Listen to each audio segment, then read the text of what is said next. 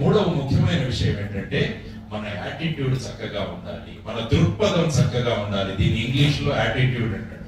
Attitude ని కూడా మీరు సంఖ్యలోకి మారిస్తే అది కూడా 100 అవుతుంది.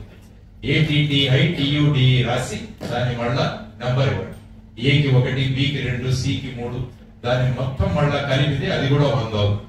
కాబట్టి జీవితంలో మీకు 100 మార్కులు రావాలంటే మీ దృక్పథం చక్కగా ఉండాలి, మీ డిసిప్లిన్ చక్కగా ఉండాలి. దృక్పథం అంటే ఏంటంటే మనం ఏదైనా సమస్యలు వచ్చినప్పుడు దాన్ని అధిగమించడాన్ని దృక్పథము అంటారు. దృక్పథం. ఇప్పుడు వర్షాకాలం వస్తుంది.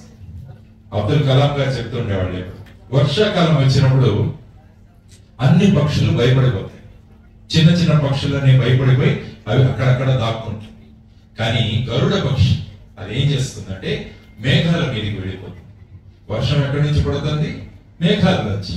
కాబట్టి అది నాకు భయం కలుగజేస్తుంది, కాబట్టి నేను ఆ భయం మీదే పైకి వెళ్ళిపోతానని చెబుతుంది. కాబట్టి మీరు కూడా ఏదైతే మీకు భయాన్ని కలుగజేస్తుందో దాని మీదికి వెళ్లే శక్తి మీలో ఉంటే మీరు బ్రహ్మాండంగా విజయం సాధించగలరు. కాబట్టి కావాల్సినది చక్కని దృక్పథం, మంచి డిసిప్లిన్, తర్వాత దేశభక్తి భావనలు కూడా మనలో ఉంటాయి.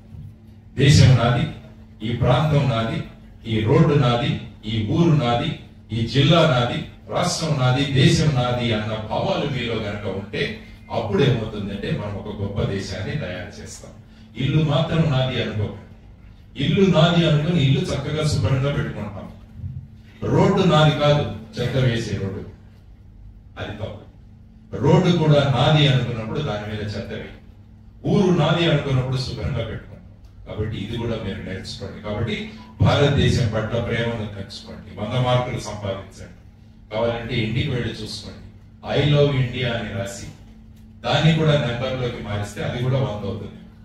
కాబట్టి జీవితంలో 100 రావాలంటే చక్కని దృక్పథం, మంచి యాటిట్యూడ్, చక్కని క్రమశిక్షణ, డిసిప్లిన్, భారతదేశాన్ని ఐ లవ్ ఇండియా, ఈ 3 విషయాలు కనుక మీ అంతర్భాగం అవుతే మీరు కూడా బ్రహ్మాండంగా విజయాలు సాధించగలరు. అప్పుడు రిజనెన్స్ అన్నది దేశంలో ప్రొడ్యూస్ అవుతుంది.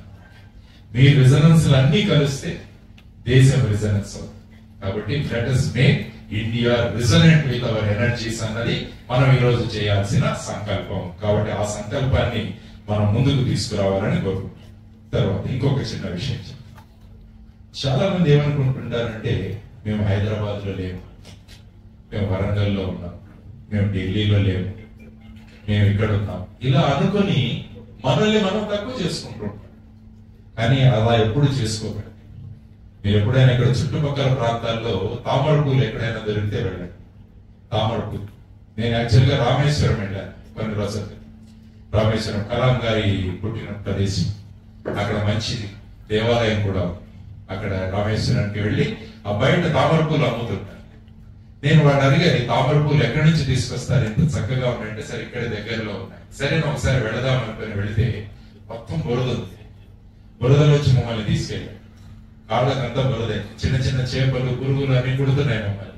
అక్కడికి వెళ్ళి తామర పూలు తీసుకొని వచ్చి అవి తీసుకొని లోపలికి వెళితే భగవంతుడి చుట్టూ కూడా తామర పూలు పెట్టారు. అప్పుడు అనుకున్నాం, పుట్టింది ఎక్కడ? ఇవన్నీ బురదలో పుట్టింది. ఎక్కడ చేరుకున్నాయి ఇవన్నీ?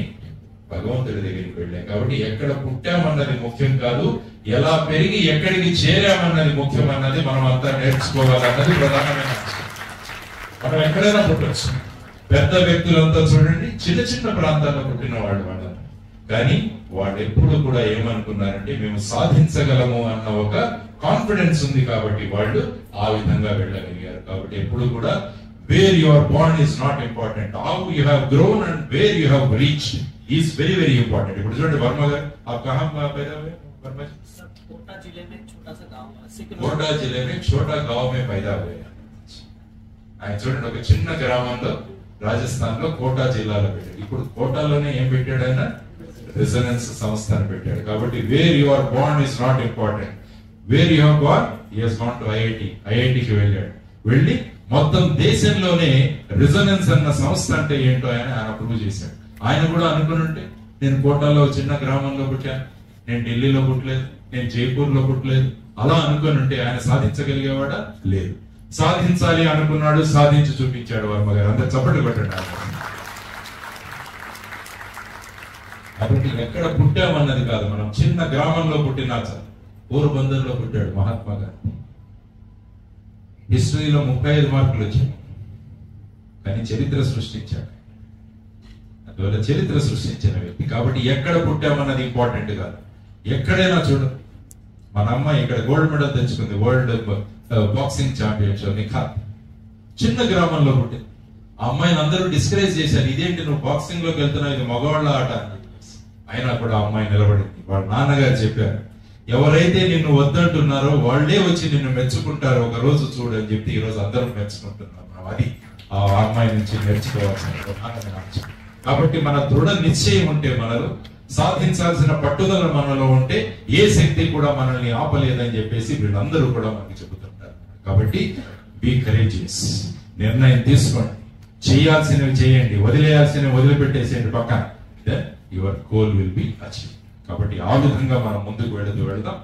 వెళుతూ 3 విషయాలు చెప్తుంటాను నేను ఎప్పుడు. విద్యార్థులు చాలా మంది అడుగుతుంటారు, సార్ జీవితంలో మా లక్ష్యాలు ఏముండాలి, మా గోల్స్ ఏం పెట్టుకోవాలి అని చాలా మంది అడుగుతుంటారు. కాబట్టి పిల్లలందరికీ 3 గోల్స్ చెప్తుంటారు. మొదటి లక్ష్యం, మీ జీవితం అమ్మా నాన్నలు ఒక రోజు మమ్మల్ని దగ్గరికి తీసుకొని భుజం మీద తట్టి, శభాష్ మన ఇంటి పేరు నిలబెట్టావమ్మా, మన ఇంటి పేరు నిలబెట్టావరా అని చెప్పేసి మీ అమ్మా నాన్నలు చెప్పగలగాలి. That should be your first goal in your life. అంటే జీవితంలో ఏదైనా సాధిస్తే అమ్మా నాన్నలు ఈ విధంగా చెప్పారు. రెండవ గోల్, మీరు ఏ రెసిడెన్స్ సంస్థలో అయితే చదువుకుంటున్నారో ఆ సంస్థకు మీరు ముఖ్య అతిథులుగా రావాలి. You should come as a chief guest your alma matter. మీరు ఏ స్కూల్లో ఏ కాలేజీలో చదువుకుంటున్నారో అదే స్కూల్ కి అదే కాలేజ్ కి మిమ్మల్ని రాజిరెడ్డి గారు ముఖ్య అతిథిగా మిమ్మల్ని పిలవగలిగారు అనమాట. మూడవది, మనం సంతకాలు పెడుతుంటాం చాలా చోట్ల. దేనికోసం? ఆధార్ కార్డు కావాలని సంతకం పెడతాం, పాన్ కార్డు కావాలని సంతకం పెడతాం, రేషన్ కార్డు కావాలని సంతకం పెడతాం. సంతకం వీటి కోసం ఉపయోగించుకోకూడదు. హాల్ టికెట్ కోసం సంతకం పెడతాం. సంతకం దీనికోసం కాదు. కలాం గారు ఎప్పుడు చెబుతుంటేవారు, సంతకాలు ఆటోగ్రాఫ్లుగా మారాలి అని ఆయన చెప్పేవాడు. కాబట్టి మీ అందరి సంతకాలు కూడా ఆటోగ్రాఫ్ గా మారాలి. Your signature should be turned into an autograph. ఆ విధంగా మీరు ఈ 3 లక్ష్యాలు పెట్టుకొని ఈ రోజు వెళ్ళి రాసేసేయండి. 3 లక్ష్యాలు మీ పుస్తకాలు. మీరు ఏమవ్వాలనుకుంటున్నారో రాసేయండి, దాన్ని ఏ విధంగా సాధించాలనుకుంటున్నారు అది రాసేసేయండి. నేను ఏమేమి చేస్తానన్నది రాయండి, ఏమేమి వదిలేస్తానన్నది రాయండి. ఈ 3 లక్ష్యాలు రాసుకోండి. ఖచ్చితంగా మా అమ్మా నాన్నలు భుజం తట్టేలాగా నేను చేస్తానని చెప్పి రాసుకోండి. నేను మా కాలేజీకి మా స్కూల్ కి నేను ముఖ్య అతిథిగా చీఫ్ గెస్ట్ గా వెళతానని రాసుకోండి. నా సంతకాన్ని ఆటోగ్రాఫ్ గా మార్చుకుంటానని రాయండి. దెన్ ఏ శక్తి కూడా మిమ్మల్ని ఆపదు. కాబట్టి అందులో మీలో ఉన్న ఈ అద్భుతమైన శక్తిని గుర్తు చేయడానికి ఈ రోజు మేమంతా ఇక్కడికి రావడం, నేను గాని గంప గారు గాని వర్మ గారు గాని వీరంతా ఎందుకు వచ్చామంటే మీలో దాగి ఉన్న ఆ శక్తిని మీరు ఏం చేయాలి ఏం చేయకూడదు అన్నదాన్ని చెప్పడానికి, వీటన్నిటి గురించి చెప్పడానికి ఈ రోజు వచ్చింది. కాబట్టి మీ అందరికీ మంచి శుభం జరగాలి. మీరందరూ కూడా అద్భుతమైన విజయాలు సాధించాలి. వరంగల్ పేరు మారి మోగిపోవాలి మన దేశంలో అన్నది మీరందరూ కూడా గుర్తుంచుకోండి. జర్మనీలో ఒక ప్రాంతం, ఆ ప్రాంతం ఎంత గొప్ప ప్రాంతం అంటే ఆ ప్రాంతం నుంచి ఎంతో మంది గొప్ప వ్యక్తులు వచ్చారు. అక్కడ విమానాలు ఏం చేస్తాయంటే ఆకాశంలోకి వెళుతున్నప్పుడు ఆ గ్రామం వచ్చినప్పుడు కొద్దిగా కిందికి దిగి పైలట్ చెప్తాడు, మనం ఈ గ్రామం మీద నుంచి ఎగురుతున్నాం, ఇది చాలా గొప్పదైన గ్రామం, ఒకసారి కిందికి చూడండి అని చెప్తారు. ఆ తర్వాత మళ్ళా విమానం పైకి వెళ్ళి. కాబట్టి కొన్ని సంవత్సరాల తర్వాత మన రాష్ట్రంలో కూడా హైదరాబాద్ నుంచి ఎగిరే విమానాలు వరంగల్ దగ్గర కొద్దిగా దిగి చూడండి, వరంగల్ ఇక్కడ ఉన్న విద్యార్థులు బ్రహ్మాండంగా ఈ దేశాన్ని మార్చారని చెప్పి మళ్ళా విమానాలు పైకి ఎగిరే స్థాయిలో మన ప్రాంతాన్ని మనం మార్చుకోవాలి. ఆ శక్తి ఉంది వరంగల్. ఎందుకంటే మన ఎక్కడున్న ఉన్న చరిత్రను చూసినా కూడా, ఆ చరిత్రను ఒకసారి చదివినా కూడా, కాకతీయ రాజుల యొక్క చరిత్ర చూసినా, రాణి రుద్రమ గురించి చదివినా కూడా మన ఒళ్ళు గగనపడుతుంది. మన 1000 స్తంభాల గుడి, మన రామప్ప గుడి, ఇవన్నీ కూడా ఇక్కడే. కాబట్టి అటువంటి చారిత్రాత్మక ప్రదేశంలో పుట్టిన మనమంతా కూడా మనం కూడా ఒక చరిత్ర సృష్టించాలని చెప్పేసి మీరంతా నిర్ణయించుకున్న రోజున వరంగల్ కీర్తి ఇంకా బ్రహ్మాండంగా ముందుకు వెళుతుంది అని చెప్పి నేను ఎప్పుడు గర్వంగా చెప్తాను. నేను వరంగల్ స్టూడెంట్, ఎందుకంటే ఈ ప్రాంతం నన్ను మార్చి భారతదేశం అంటే ఏంటో నాకు పరిచయం చేసింది మా ఎన్ఐటి ఆర్ఈసి. ఎందుకంటే మొత్తం రాష్ట్రాలు, అన్ని రాష్ట్రాల నుంచి ఇక్కడికి వచ్చేవారు. అన్ని రకాల తిండి మాకు దొరికేది. అన్ని రకాల నుంచి, అన్ని ప్రాంతాల నుంచి వచ్చిన వాళ్ళు ఉండేవారు. ఒక మినీ భారత్ని మేము ఇక్కడ చూడగలిగాం.